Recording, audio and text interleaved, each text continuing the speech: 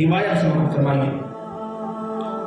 ایک مرتبہ یہ روایت سن کے ہمیں پتہ چل جائے گا کہ ہم تباہی کے کس دہانے پہ کھڑے ہیں۔ ایک بزرگ کی دعوت کی کسی نے اپنے گھر پہ، تو کھانا شانا کھلایا، کمرے میں کھانا لگا دیا، گھر والے کمرے سے باہر چلے گئے۔ اب جب ان بزرگوں نے کھانا تناول فرما لیا، وہ بزرگ چلے گئے۔ اب جب بزرگ چلے گئے، گھر والوں نے دیکھا کہ یہاں پر فلاں بزرگ نے، جن کو ہم نے دعوت جو بلایا تھا، ان کو ہم نے کھانا کھلایا ہے، تو یہاں پر کچھ پیسے پڑے تھے، وہ پیسے اب موجود نہیں ہیں۔ اب ان کے دل میں یہ شک بھی پیدا ہو کہیں وہ بندہ پیسے نہ لے گیا ہو ہمارے، اور دوسری طرف یہ بھی سوچے نہیں یار وہ بندہ ایسا نہیں تھا۔ لیکن اسی کشمکش میں 1 سال گزر گیا۔ اب ان کے پیسے زیادہ تھے، ان کے دل میں یہ خیال پیدا ہوا کہ یقیناً ہمیں تو کہیں سے نہیں ملے، کوئی بچہ بھی نہیں آیا، کوئی اور بندہ بھی نہیں آیا، لہٰذا جس بندے کی ہم نے دعوت کی تھی، جس کو بزرگ سمجھا تھا، وہ ہمارے پیسے چرا کے لے گیا۔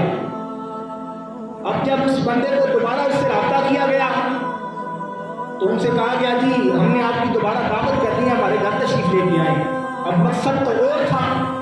اب جب اس بزرگ کو بلایا گیا، ان کی دعوت کی گئی، ان کو کھانا کھلایا گیا، اب وہ بندہ آہستہ سے پوچھتا ہے کہ جناب عالی، اصل میں پوچھنا یہ بھی چاہتا ہوں کہ پچھلی دفعہ جب آپ آئے تھے ہمارے کمرے میں پیسے پڑے ہوئے تھے، تو جب آپ گئے ہیں اور بندہ بھی کوئی نہیں آیا، تو کہیں غلطی سے آپ ہمارے پیسے تو نہیں لے کے چلے گئے؟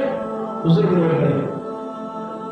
وہ بندہ کہتا ہے جی جناب عالی، میں آپ کو شک نہیں کر رہا، میں یہ نہیں کہہ رہا کہ آپ پیسے چرا کے لے گئے ہیں، لیکن پھر بھی میرے دل میں خیال پیدا ہوا، ہو سکتا ہے آپ غلطی سے لے گئے ہوں، پتہ نہ چلا ہو۔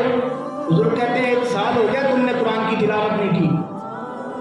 اس بندے کے رونگٹے کھڑے ہو گئے۔ بزرگ کہتا ہے تمہارے گھر میں سے کسی نے بھی قرآن کی تلاوت نہیں کی، 1 سال گزر گیا ہے۔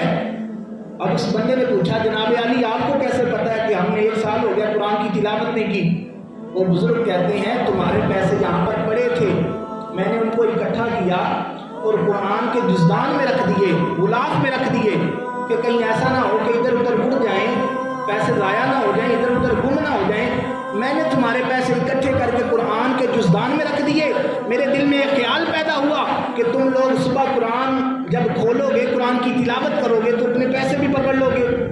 جب اس نے جزدان کو کھولا تو پیسے وہیں کے وہیں پڑے تھے۔